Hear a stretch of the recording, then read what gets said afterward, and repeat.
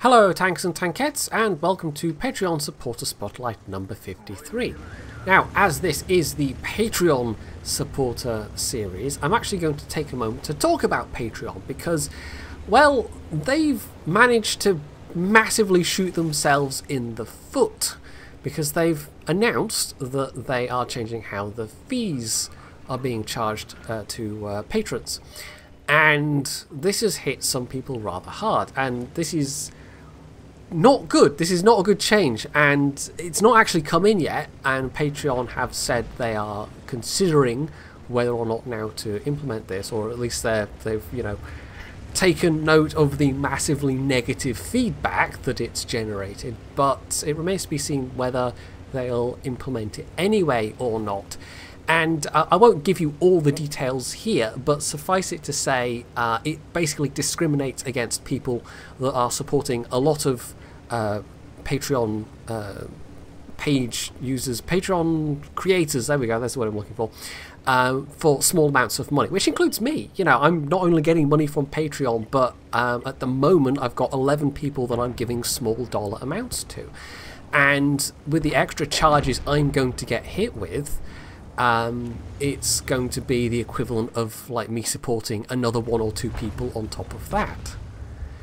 And the long and the short of it is, once upon a time, you know, somebody supporting a creator for $10 for a single amount every month, or a person supporting 10 different creators for $1 every month would have paid exactly the same. But now the person supporting 10 different creators is going to be paying a lot more. And if you're on a limited budget with how much you're going to be supporting people, well, you're going to have to cut back, basically. So there are numerous screenshots going around of people who have, they've looked at their exit surveys and seen, a dozen, 2 dozen, whatever people leaving because they can't afford these new fees. And it's kind of like, you can sort of see where Patreon's coming from, except they've done this whole thing on a false assumption. They've done this whole thing on the assumption that all Patreon creators want to be paid in a particular way, using billing that goes from the date when a supporter starts, supporting, essentially. But for a lot of people, that's not true. I always have, from the start, gone with the option, because there's 3 different options at the moment. I've gone with the option where you just pay at the end of the month, and a new supporter just then pays at the start of the month, rather. And so a new supporter won't pay anything up until the start of the next month, essentially. And Patreon have just assumed that everybody wants to be on a system where actually you pay at the point where you first start supporting. And so it all comes off this massive assumption on Patreon's part, and they've never, they never asked me. As far as I can tell, they haven't really asked a lot of people in advance, if in fact they've asked anybody. They claim it's based on feedback, but they're claiming it's based on Patreon creator surveys that they've done, and so they've formulated this response because it was a much requested feature for people to get paid from the moment when the supporters actually started supporting them. Except they've then extrapolated this much requested response to mean that everybody wants it, but that's simply not true. So yeah, they haven't asked for feedback, and they've actively shown that they care much more about people who are giving single larger amounts to creators than those who are giving multiple small amounts, even though they might be giving the exact same amount of money. So yeah, I'm not actively looking for a replacement for Patreon yet, but I might be if they go through with it regardless. I have some hope that they'll take note of the feedback though, but considering the strength of the feedback that they've been given, the fact that the best response we've had yet is, well, we're going away and we're thinking about it, it's not the most reassuring. So we'll see how that works out. I might have to come up with something different. But yeah, so that's not changing for now. It's just I am aware, and I'm very much not on board with this idea that's just based on a completely false assumption on Patreon's part, and it absolutely has taken the shine off them as a company. Anyway, so that's out of the way.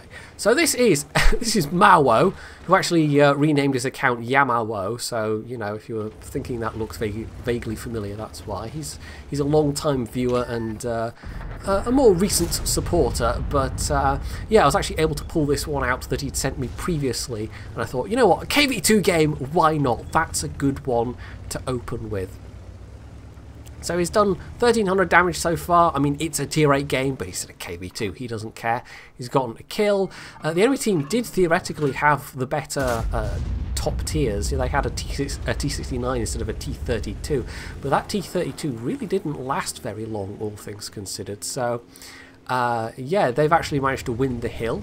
And they've got a decent numbers advantage at this point.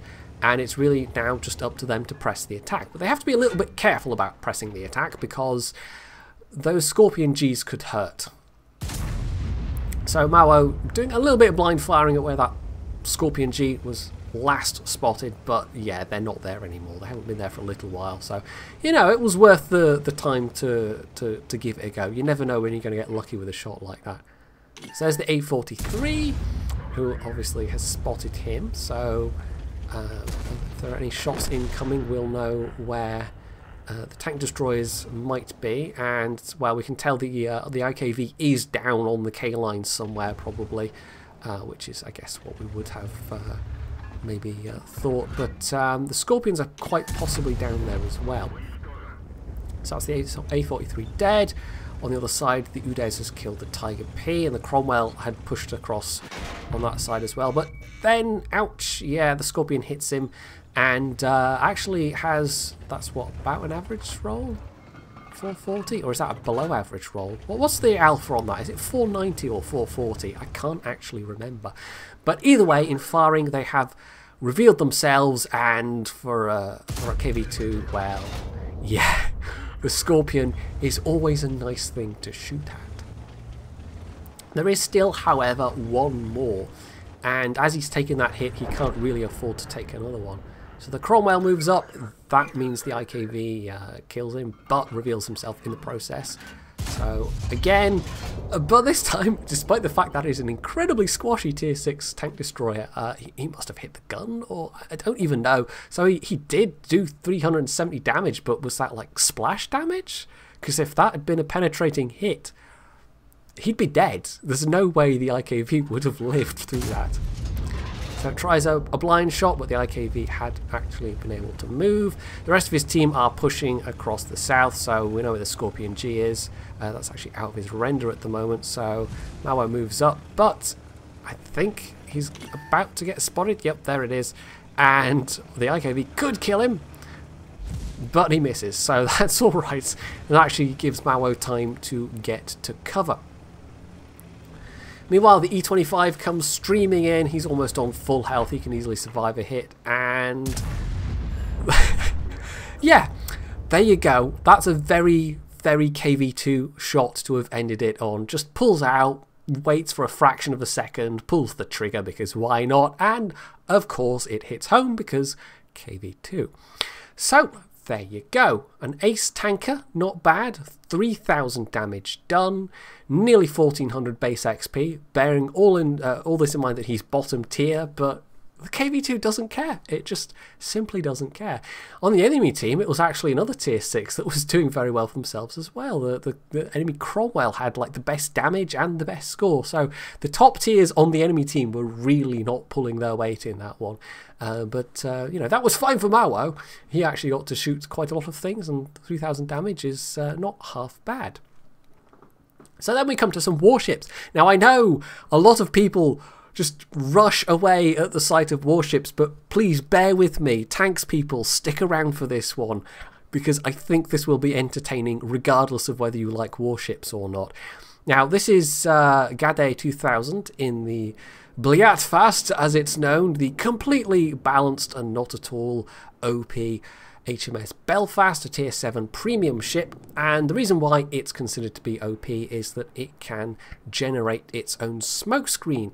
It's also got guns that work very well with a particular captain skill, which really increase the output of damage that you get with your HE shells in particular, because there's only the two types of only the two types of HE. There's only the two types of ammo in this particular title. You've got your AP and your HE. Normally HE doesn't have a lot of penetration, but if you have IFHE on a Belfast or any cruiser with 6-inch guns or smaller, it really increases the penetration of those shells. And because HE shells don't bounce, they can shatter and do no damage, but they don't bounce in the same way that AP shells can, so the angling matters less.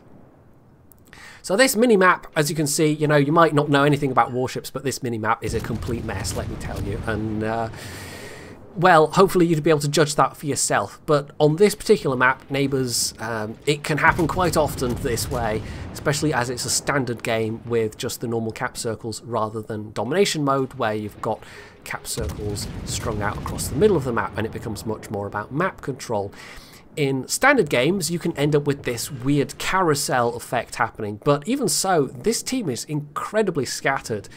You've got the enemy team occupying a large proportion of the centre of the map. You've got a couple of destroyers which have gone all the way up north and are totally unsupported. You've got Gade here who's near the cap and trying to defend the cap because there's a whole bunch of enemy ships that are relatively close by. And then the biggest single blob of his allies' ships are to the south, largely behind islands where they're not really doing much good. So yeah, this is a mess. This is a total mess, and normally when you end up with a team that's this scattered and a map that looks this messy, it doesn't bode well. Generally speaking, it means you're probably going to lose, because the enemy team at least has a bigger blob of firepower available. The fun bit hasn't started yet, by the way. The fun bit is just about to start, because one of the enemy destroyers has just entered their cap circle. Now, they do have some ships nearby. The Sims is here, and also their carrier, and the carrier might be able to spot for them, but as it is, they aren't. And their planes, well, even are their planes? Their planes are way up to the north, so their planes aren't even helping out right now. So there's an enemy destroyer, Gremiashi. The Sims is under sustained fire and dies. So unless they want to get capped out, which would be a really boring way to lose this particular game, it's kind of up to Gade here to do something about it. So he's now in a position of taking on, well, the 2 ships that we can see, 3 ships that we can see, and there's another destroyer nearby that we can't see as well. So there's going to be a lot of torpedoes in the water, because that cruiser even has torpedoes. So he manages to kill one. There's the IFHE coming useful, and I'm assuming he's got IFHE on this ship, because it's the done thing. He's also got his hydro search going, so he has advanced warning of incoming torpedoes, but that is going to run out fairly soon. Or is it just about to come back? I'm not actually sure. One or the other. In fact, I don't think it's actually active right now. So the Furattaka, this is a cruiser with torpedoes, but as you can see, Gade's loading the AP shells, because at this close range he can basically do more damage with the AP shells, potentially. But as the Furattaka angles away, he's probably going to switch back to HE. The Kamikaze also popped up to his left. He's got a plane of some kind overhead. He's just taking all kinds of damage. There we go, there's the Kamikaze torpedoes. What he's doing here, basically, I mean, he's going to die, but he is trying desperately to play for time, because his team is now capping the enemy cap circle. And if he can kill some ships here, and especially if he can kill at least one more of these destroyers, if it just comes down to one destroyer trying to cap and they can get multiple ships capping themselves, this could still be doable. But it's kind of a big if, all of his efforts here, dodging all of these torpedoes, going 1 versus 4, and inevitably dying, it might not work out. But as it is, because of his efforts, And I think maybe the carrier got a reset at some point as well. I'm not sure, but I think basically because of Gaday's efforts, they are actually able to win because of the time he bought. And this is one of those times in Warships where capping was the right thing to do because it was just such a mess. And the enemy team did manage to get some resets themselves, but ultimately Gaday was the only one that had any kind of decent score in that. Even though the damage wasn't that high, but because he was damaging enemy destroyers, because he was defending the cap circle, yeah, that was worth more than it might have been. So this is a rare thing, me putting warships in the middle of one of these supporter videos, but I felt that that was, you know, an entertaining enough bit of a battle, because it wasn't even the whole battle, it wasn't even a particularly long battle. I think that was over in less than 10 minutes, which is quite short in warships terms. But the yeah, the actual action was only about, what, 4 minutes? So hopefully this hasn't driven everybody away, because the final replay, it's a good one. This is King Trigon in the Scorpion G, and I almost did it that way round rather than have warships at the end like I usually do, because this is a real cracker of a game. This comes down to being a very, very close match indeed, which is slightly spoiling things a little maybe, but it's going to be entertaining is what I'm saying. So this is flat tier 8 matchmaking, which is not something that you see that often. And I should maybe also say this is a slightly older replay. Man, I had some... I don't normally reveal how the sausages are made, but I had some real trouble getting this video done in that I had to basically re-download both World of Tanks clients needed to do both replays, both Tanks replays, and I had to get somebody to give me part of the Warships client that had been corrupted for the Warships replay. So I basically had to leave my PC on overnight, torrenting the clients from the was it DJ Watt Kappa website or whatever the heck it's called, where you can get the old Tanks clients from. Sadly, nobody's done a similar thing with Warships clients, so I do still have some other Warships clients zipped up where I know some of the files got corrupted during the process because of the issues with the RAM stick that I had previously. So there are still some versions of the game that I can't play Warships replays for, but at least that's not an issue for Tanks. It was just a bit time consuming getting everything that I needed, because although my internet connection's not half bad these days, when you're torrenting things, of course, it still is you know, just coming in at a trickle for the most part, especially as there was just like one seed for these clients. So anyway, that was a good bit of waffle to fill time, because he's not actually fired yet. He's gotten himself to the usual position and has been hoping to, you know, fire at things and help his allies without actually getting spotted himself, because it's not like the Scorpion G has a lot of armor, but it hasn't really worked out so far.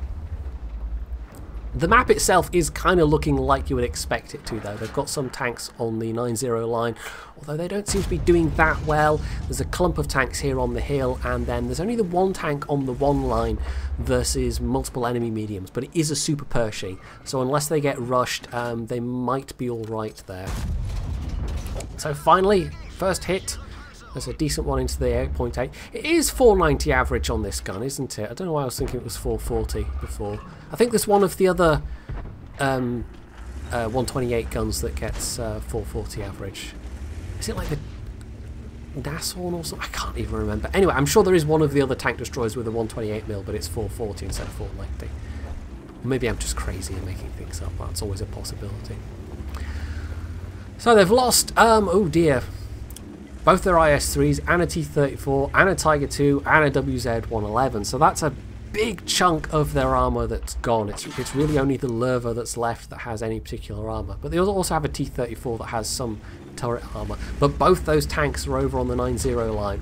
So I don't know how all those heavies died there, but they did lose a big proportion of those tanks over on that flank. And now those 2 remaining heavies are in serious trouble. And after that, well, they still, actually having said they don't have any armour left, they've got a guard as well. Of course, that does have very good frontal armour. A bit too good, but Anyway, that's a topic for, you know, other videos, which I've already done in the past. So he's trying to help out a little bit, and oh, there's the enemy lurvers, and that one gives him a nice side shot, and that connects, and maybe he can get the kill. Just reload, and bam, there we go. Okay, good. T-34 has died though, and there goes the lurver as well. So yeah, now half the enemy, half their own team, in fact, has died, but they've only killed 4 enemy tanks. So the enemy team is doing half as good again. In fact, they've it's over half their team that's died, in fact, at this point. So this is not looking good. This is really not looking good. It's not like he can just sit here and be hull down and laugh as shells bounce off his angled turret or anything like that, because this thing doesn't really have any armor. It absolutely doesn't. So the one saving grace really here is that there's no artillery for him to have to worry about. So a nice hit into the 5100, and that brings him up to about 1700 damage, more or less. Nothing spectacular so far, but you know, it will get better. The game is still young. They've only really just passed the 5, well, actually getting on to the 6-minute mark at this point, but you know, there's only about a third of the game gone is what I'm ham-fistedly going for. So a snapshot at the lurver, because he knows he really can't afford to sit up there and aim. Unfortunately, it doesn't work out, but that lurver is at least quite low health, and the FV is also very, very low health. But he does have to be especially wary of the 2 auto-loaders that are still alive and kicking, because you know, if he fires and misses and one of them manages to, you know, track him in the open or something, that could be a bit nasty. That would be him maybe dead at that point.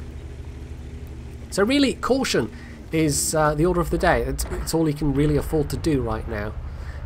But an opportunity does present itself in the form of this lurver. Now he is spotted there, but the lurver has other things to deal with, so he's able to help kill off that guy. Unfortunately, there goes the FCM, so that's their last heavy tank gone. And although they have managed to even things quite considerably in terms of the numbers of tanks, this is still not exactly looking peachy right now. The enemy IS-6 in particular is going to be troublesome for most of his team's guns, apart from his. You know, if he can get this 128 onto the IS-6, then he's got a pretty good chance of penning it regardless of the angle, unless he, you know, manages to ping it off a really extreme angle. But for the most part, the rest of his team is going to have to maybe reach for the premium unless they can flank. So it really is, I mean, they have to play defensive. It really is up to the enemy team to make a move here. And because this is an encounter game, where it's that middle cap circle, it means that it's much harder to cap this one out for either side. There's a very high chance that they'll get reset. So although there is a super Pershing in there at the moment, it's not really a particular issue for them. So he's trying something a bit risky here.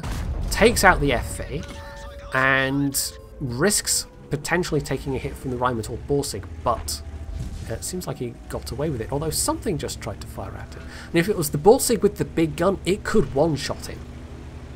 It could, because the average is, what, 750 with that gun? I mean, especially if they were firing HE, but they would have to have just fired, loaded HE specifically for him, because he wouldn't just ordinarily go around firing HE in that thing, unless you were playing for the memes or something, I don't know.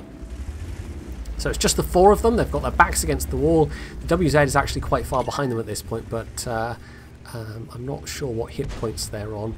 The T-25 is being a little more aggressive, and the Super Pershing is still hanging on, but oh, hello, yeah, the Udez is actually rushing them, so perhaps Trigon can actually give him some assistance. And there we go, he's able to secure the kill, but not before the Super Pershing lost an unpleasant amount of hit points.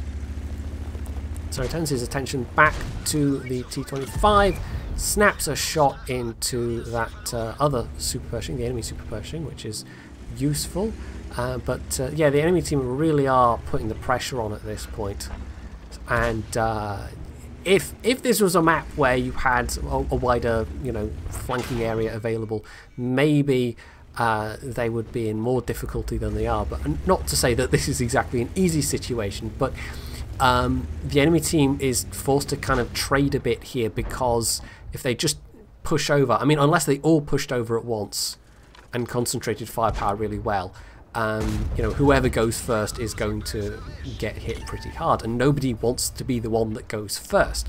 And so it's actually working out in Trigon's team's favour, because the enemy team is just not willing to push all as one.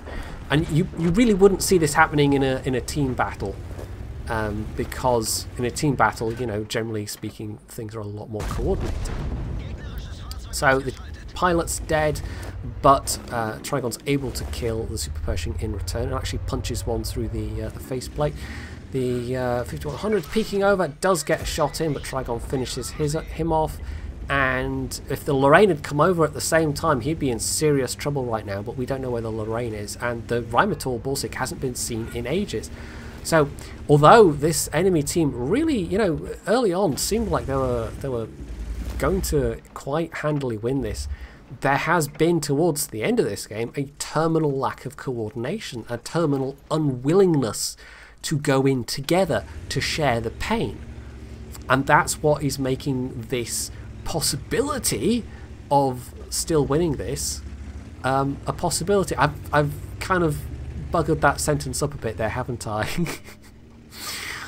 Yeah, I should have thought of a different word than possibility to use for the first instance, but now it just sounded awkward and weird, and never mind. So the WZ-132 crucially finishes off the IS-6. That means they can potentially use their mobility to flank around, do some spotting, but instead they've come back to the middle. And it might be that they just didn't want to get too far away from Trigon, which is not necessarily a bad thought, because although using your mobility to get around, to spot, you know, that could work out, it also could be the case that you do it and it happens at exactly the wrong time, and then suddenly you're alone. But at the moment it's 2 versus 2, so really it comes down to who wants to blink, who wants to make the first move, and they're both deliberately avoiding going in the cap, I think, just to avoid giving away their position. But it seems like the enemy team doesn't particularly, what's left of the enemy team, doesn't particularly want to try and go for the cap at this stage either, and it's almost running out of time for them to even try it. So down to the last 2 minutes, the Lorraine gets spotted. We still have no idea where the Rheinmetall is. They haven't been seen in quite a while. They may even be AFK, but it's not like they can afford to take that chance. So he pre-aims at where he thinks the Lorraine might pop out, but the Lorraine obviously will have been notified that he's been seen. Well, I'm guessing they have a crew in this thing with 6th Sense, because it's a premium after all. And it does seem very likely, based on that reaction, that they knew they were spotted and so just got back into cover. So the WZ moves up a little bit, and hopefully they can reacquire the Lorraine, or maybe even pick up the Rheinmetall. And in fact it is the Rheinmetall that gets spotted, but he's down in the village area, and unfortunately for the WZ he's able to get the kill shot. But still, fortunately for Trigon, that means that when he pulls out into the open, not knowing where Trigon is, Trigon's able to get the kill. And now this is 1 versus 1. It comes down to this. Now, if the Lorraine gets him with a shot that rolls just slightly high, that's it, he's done for. But Trigon, by contrast, would have to roll very, very low in order to not kill the Lorraine. Unfortunately, yeah, he actually had a golden opportunity there. The Lorraine's turret wasn't even pointed the right way. But, yeah, maybe just feeling the pressure a bit, you know, the hands are shaking a little, the adrenaline's going, and fluffed the shot. But he's going to get another chance because, there we go, the Lorraine just peeks out enough for him to make that final kill. So, yeah, the Lorraine really wasn't able to capitalize on having an autoloader versus a non-autoloading machine. And despite Trigon's sudden attack of nerves, or I don't know what you want to ascribe that to, but you know, it certainly was a high pressure situation. He's able to walk home with the victory. 4,500 damage done. almost half the enemy team killed, nearly 1500 base XP from being top tier, and is able to secure the win despite it coming down to a very close finish. They were in the last 15 seconds of that battle. So, I did tell you that was going to be an entertaining one, or at least I thought it was an entertaining one. And hopefully enough people stuck around through the 4 or 5 minutes of Warships gameplay to watch this one as well, because yeah, it was a very good match, and you can see why I wanted to end on it. So hopefully you've enjoyed this supporter spotlight, and if you have, you can hit the like button, you can leave any comments below, you can sub to my channel if you haven't already, and as always, stay tuned for more.